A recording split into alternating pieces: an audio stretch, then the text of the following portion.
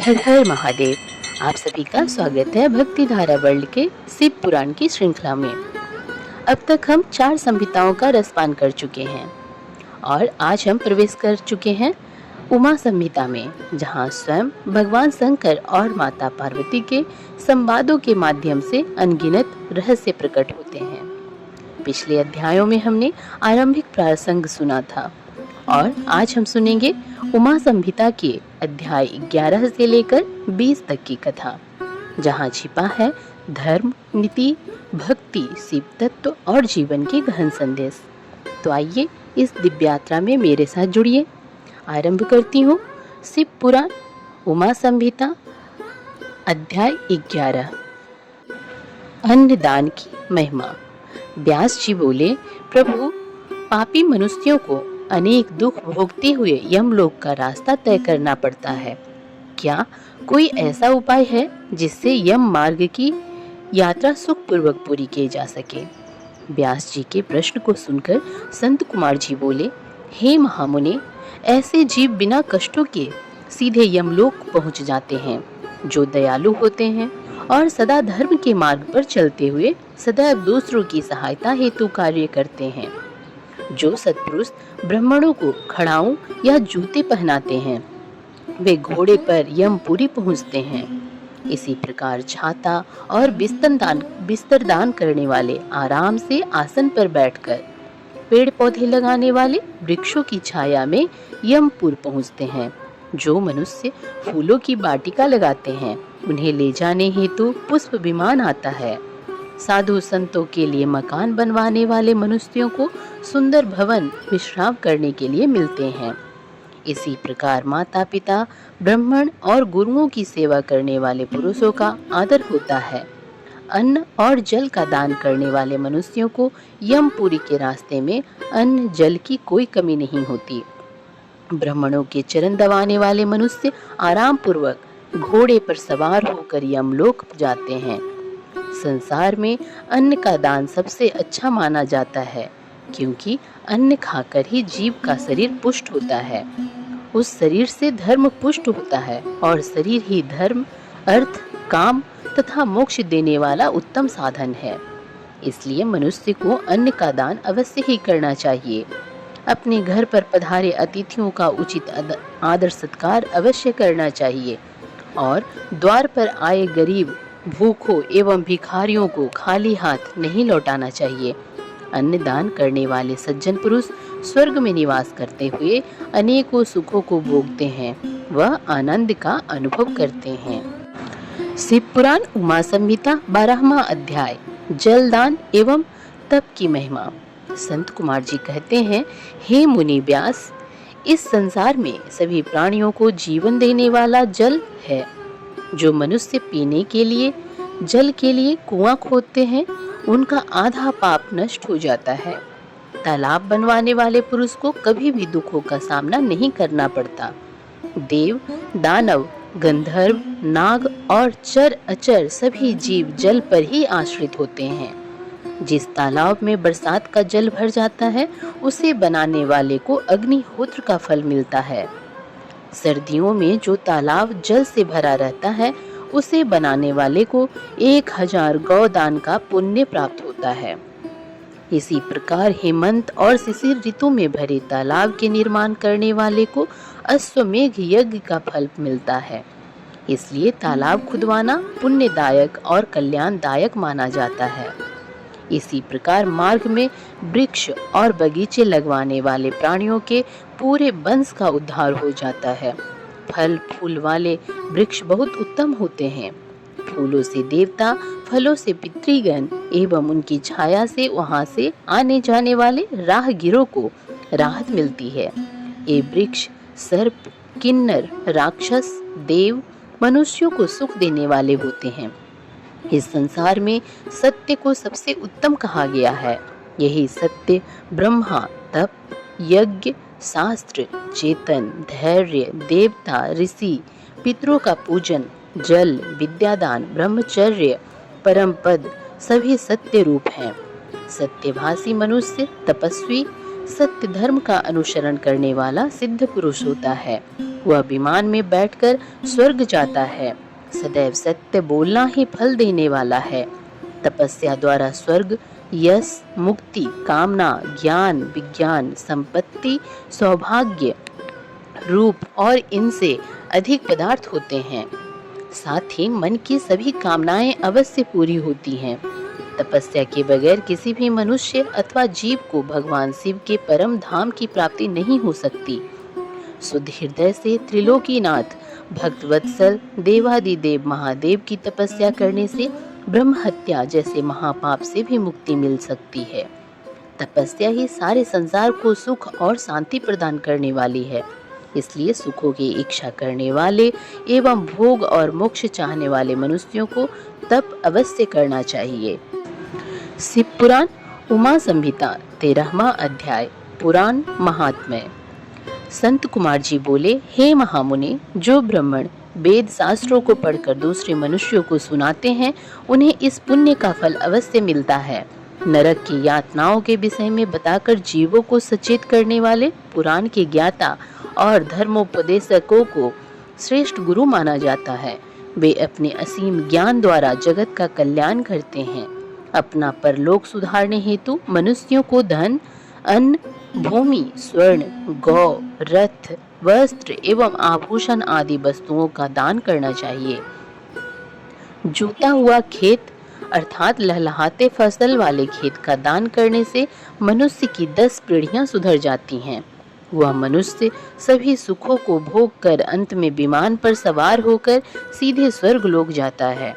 अपने घर में अथवा शिवालय या मंदिरों में भगवान शिव, विष्णु और सूर्य पुराण का पाठ करने वाले उत्तम पुरुष को राजसूय यज्ञ का अश्वमेघ यज्ञ का फल मिलता है। वे सूर्य लोक होते हुए ब्रह्मलोक में जाते हैं। देवताओं के मंदिरों में पुराणों की अमृतमय कथा कराने वाले सत्पुरुषों को अश्वमेघ यज्ञ का फल मिलता है। इस संसार में मुक्ति प्राप्त करने की इच्छा रखने वाले मनुष्यों को श्रद्धा पूर्वक भक्ति भावना से शिव पुराण की परम पवित्र कथा अवश्य पढ़नी अथवा सुननी चाहिए।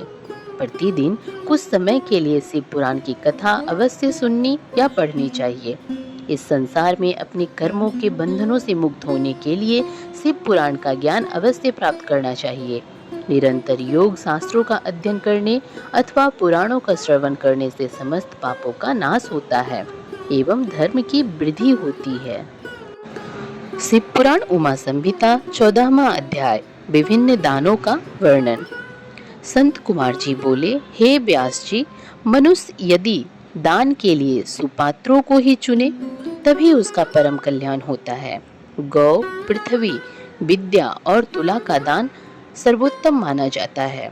अपने घर के द्वार पर आए मांगने वाले अर्थात याचकों को दूध देने वाली गाय, वस्त्र, जूते, अन्न, छाता अथवा भक्ति भाव से श्रद्धा पूर्वक जो भी यथासंभव दान दिया जाए वह परम कल्याणकारी होता है।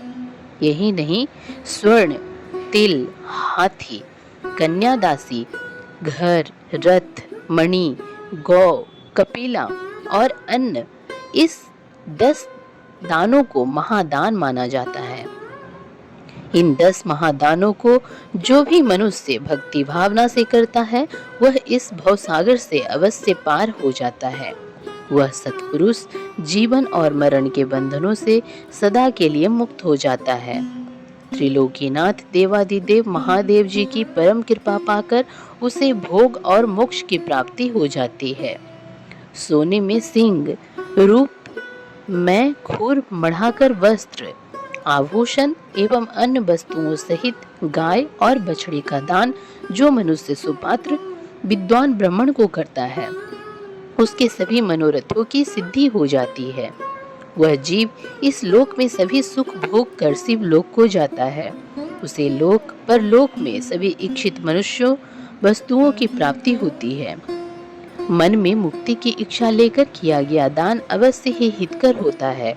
इस जगत में तुला के दान को भी उत्तम माना जाता है।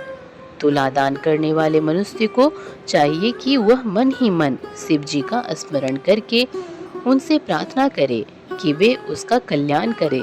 तराजू के एक पलड़े में बैठकर दूसरे पलड़े में अपनी शक्ति के अनुसार द्रव्य भरें और जब दोनों तरफ वजन बराबर हो जाए तो उस द्रव्य को किसी सुपात्र ब्राह्मण को दान करें।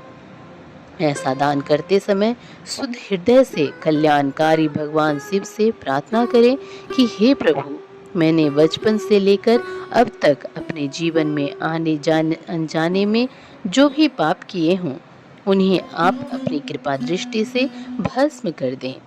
हे ऋषिगणों, इस प्रकार तुलादान से जीव सभी पापों से मुक्त हो जाता है तथा सीधे स्वर्गलोक को जाता है और वहीं निवास करता हुआ सभी उत्तम भोगों को भोगता है। शिव पुराण उमा संहिता 15वां अध्याय पाताल लोक का वर्णन। संत कुमार जी बोले, हे व्यास जी, अब मैं आपको ब्रह्मांड के विषय में बताता हूँ। यह ब्रह्मांड जल के बीच में स्थित है और त्रिलोकीनाथ भगवान शिव के अंश शेषनाग ने इसे अपने फन पर धारण कर रखा है एवं श्री हरि विष्णु इसका पालन करते हैं। सभी देवता और ऋषि मुनि साधु संत सृष्टि के कल्याण हेतु शेषनाग का प्रतिदिन पूजन करते हैं। इन्हीं शेषनाग को अनंत नाम से भी जाना जाता है। आप अनेकों गुणों से संपन्न हैं और आपकी कीर्ति का गुणगान सभी देवताओं सहित सारे ग्रह और नक्षत्र भी निरंतर करते हैं। नाग कन्याएं सदैव आपकी पूजा और आराधना करती रहती हैं। इन्हीं के संकर्षण रूप रुद्रदेव हैं। शेषनाग के बल और स्वरूप को स्वयं देवता भी भली भांति नहीं जानते तो फिर साधारण पुरुष भला कैसे जान सकते हैं। पृथ्वी के निचले भाग में अतल, बितल, सुतल, रसातल, तलातल, पाताल आदि कुल 7 लोक हैं जो कि 10-10 हजार योजन लंबे और चौड़े तथा 20-20 हजार योजन ऊंचे हैं। इन सब की रत्न स्वर्ण की पृथ्वी एवं आंगन है। इसी स्थान पर दैत्य महानाग रहते हैं। सूर्य द्वारा उपलब्ध कराई जाने वाली धूप तथा प्रकाश, चंद्रमा की शीतलता एवं चांदनी सिर्फ पृथ्वी लोक को आलोकित करती है। यहीं पर सर्दी, गर्मी और वर्षा नामक अनेक ऋतुएं होती हैं। इस प्रकार पाताल लोक में सभी प्रकार के सुख विद्यमान हैं जो कि जीवों की सभी आवश्यकताओं को पूरा करने में पूर्णतः सक्षम है। धरा में जल के अनगिनत स्रोत हैं जो कि अपने स्वच्छ और निर्मल जल से जीवों की प्यास बुझाते हैं। बहरे यहाँ पर सदा गुंजर करते हैं। यहाँ पर अनेक सुंदर अप्सराएं नृत्य करती हैं और गाना गाती हैं।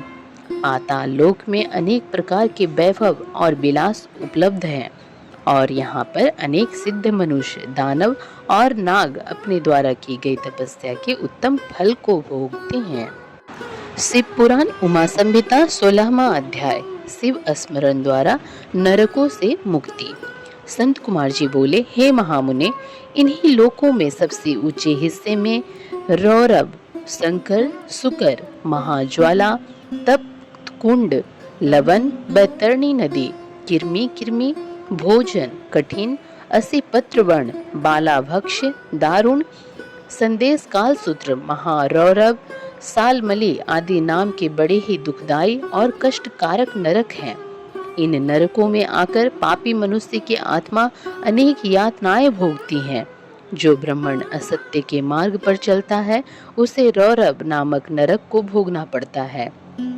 चोरी करने वाला, दूसरे को धोखा देने वाला, शराब पीने वाला, गुरु की हत्या करने वाले पापी कुंभी नरक में जाते हैं। बहन, कन्या, माता, गाय व स्त्री को बेचने वाला और ब्याज खाने वाले पापी तपते लोहे नरक की वासी होते हैं। गाय की हत्या करने वाले देवता और पितरों से बैर रखने वाले मनुष्य किरमी भक्ष नरक को भोगते हैं। इस नरक में उन्हें कीड़े खाते हैं।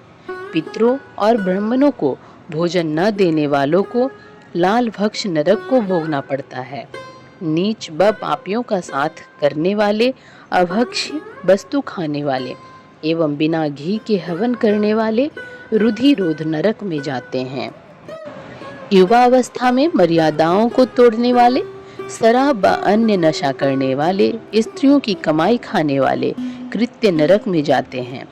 वृक्षों को अकारण काटने वाले 80 पत्र नरक में, मृगों का शिकार करने वाले ज्वाला नरक में जाते हैं। दूसरों के घर में आग लगाने वाले सापक नरक में तथा अपनी संतान को पढ़ाई से वंचित रखने वाले सस्व भोजन नरक में अपने पापों को भोगते हैं। मनुष्य को अपने शरीर एवं वाणी द्वारा किए गए पापों का प्रायश्चित अवश्य करना पड़ता है। बड़े से बड़े पापों का प्रायश्चित त्रिलोकीनाथ भगवान शिव का स्मरण करके किया जा सकता है। पाप, पुण्य, स्वर्ग, नरक ये सब कारण हैं। असल में दुख, सुख सब मन की कल्पनाएं हैं। परम ब्रह्मा को पहचान कर उसका पूजन करना ही ज्ञान का सार है। शिव पुराण उमा संहिता 17वां अध्याय जम्बू द्वीप वर्ष का वर्णन। संत कुमार जी बोले, हे व्यास जी, अब मैं आपको भूमंडल के 7 द्वीपों के विषय में बताता हूँ। जम्बू, पलछू, सालमली, कुश, क्रौंच, साक, पुष्कर ये 7 महाद्वीप हैं। इन द्वीपों के चारों ओर 7 समुद्र हैं। ये 7 समुद्र जल, ईख, क्षीर, केसर, मद्य, घी, दूध और दही से भरे हैं। इन द्वीपों के बीच में सुमेरु पर्वत है। सुमेरु के दक्षिण में निषद, हिमाचल, हेमकूट पर्वत है। दक्षिण में हरि, उत्तर में रम्यक है, वही हिरणमय है। इसके बीच में इला वृत्त है। इसके बीच में मेरु पर्वत स्थित है। मेरु पर्वत के पूर्व दिशा में मंदिर, दक्षिण दिशा में गंधमादन, पश्चिम दिशा में विपुल एवं उत्तर दिशा में सुपार्श्व शिखर स्थित है। इनके ऊपर कदम्ब, जामुन, पीपल आदि वृक्ष हमेशा ही पाए जाते हैं। जम्बू द्वीप में जामुन के पेड़ों से बड़े बड़े फल गिरते हैं। इसके फलों का रस धारा के रूप में बहता हुआ जम्बू नदी के नाम से जाना जाता है। मेरु के पूर्व में भद्राश्व, पश्चिम में केतुमाल तथा इनके बीच में इलावृत है। पूर्व में चैत्र रथ, दक्षिण में गंधमादन, पश्चिम में विभ्राज्य, उत्तर में नंदन वन है। यहीं पर अरुणोदय, महाभद्र, सीतोदर और मानस नामक सरोवर है।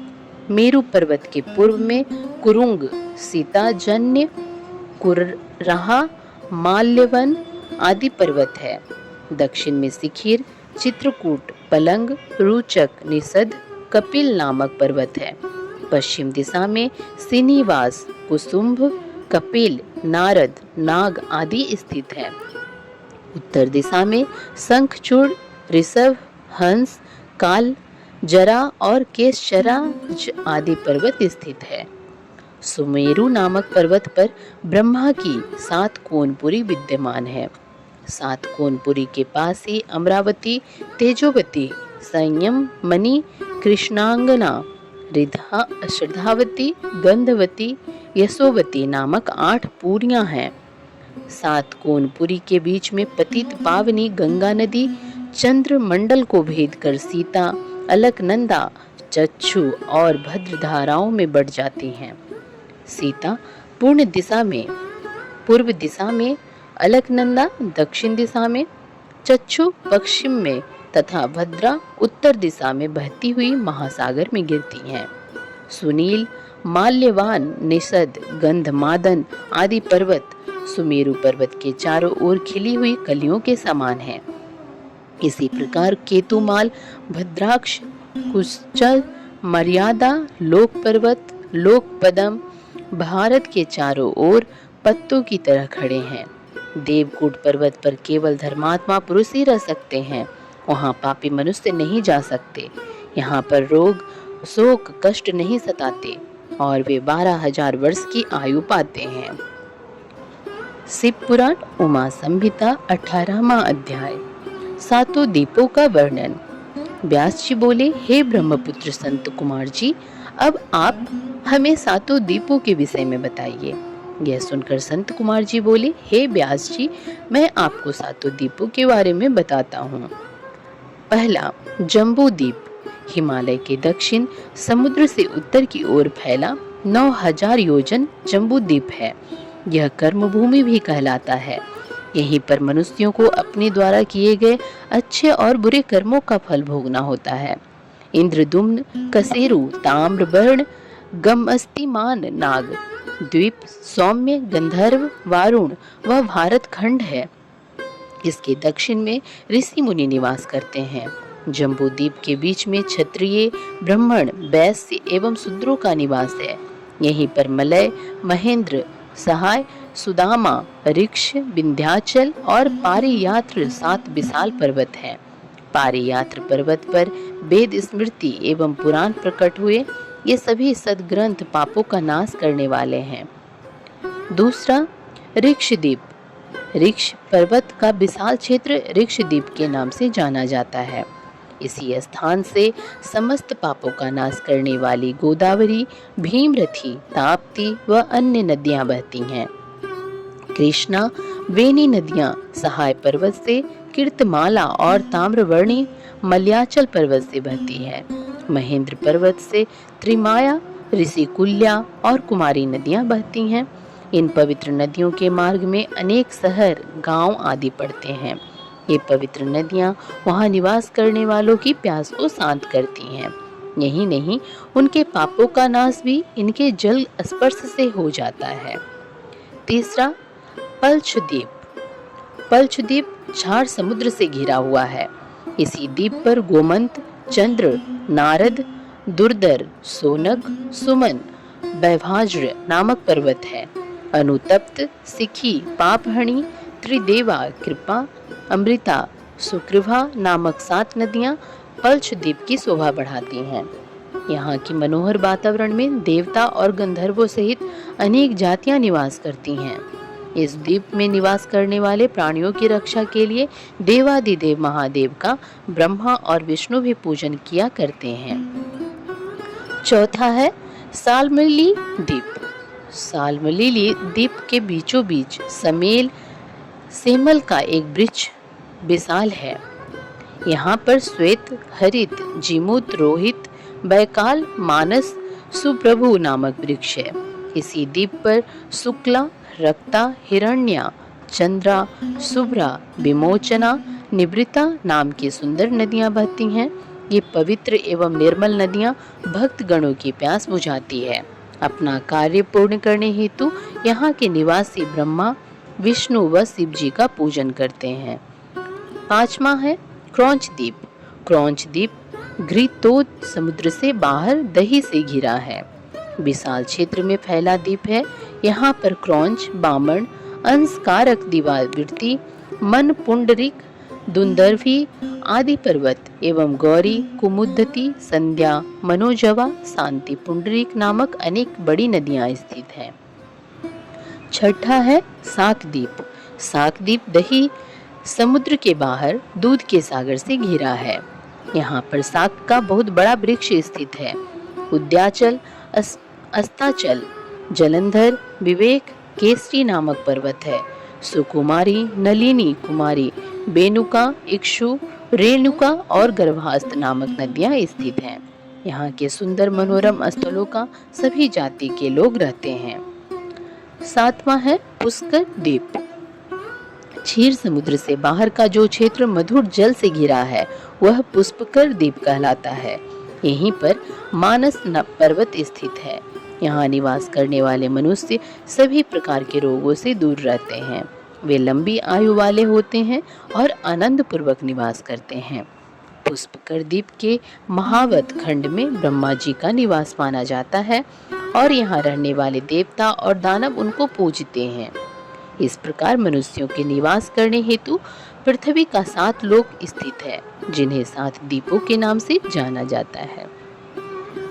शिव पुराण उमा संहिता 19वां अध्याय, राशि, ग्रह मंडल व लोकों का वर्णन। संत कुमार जी कहते हैं, हे महामुनि व्यास जी, पृथ्वी लोक के जिस भाग पर सूर्य और चंद्रमा का प्रकाश पड़ता है वह स्थान भूलोक कहलाता है। पृथ्वी लोक से हजारों योजन ऊपर सूर्य मंडल है और इससे ऊपर चंद्रमंडल है।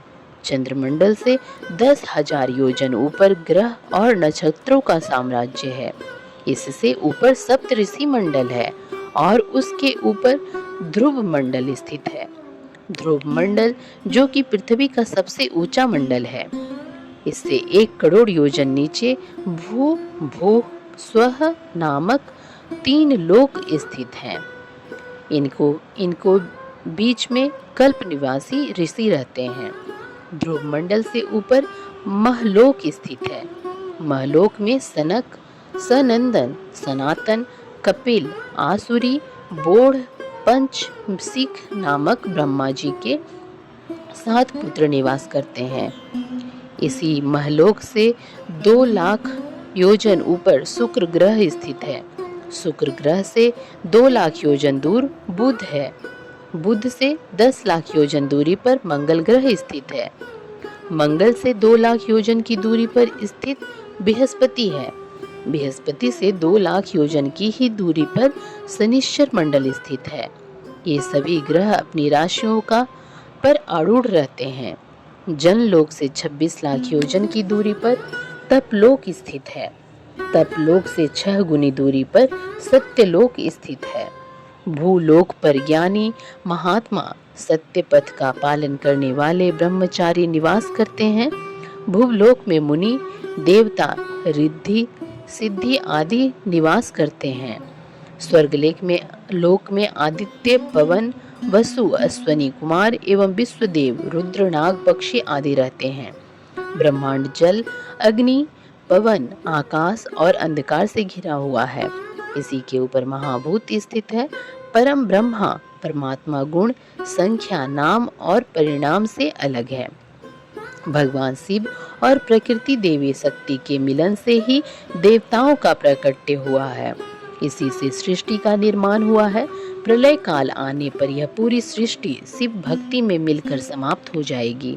ब्रह्मलोक के ऊपर बैकुंठ लोक स्थित है। इसके पश्चात कौमोर लोक है, जिसमें स्कंद निवास करते हैं। तत्पश्चात उमा लोक स्थित है। उमा लोक में देवी जगदम्बा का निवास है। आदि शक्ति जगदम्बा से ही ब्रह्मा और विष्णु का प्रकट्य हुआ है। उमा लोक के आगे इस जगत के पिता परम ब्रह्मा परमेश्वर भगवान शिव का निवास स्थित है।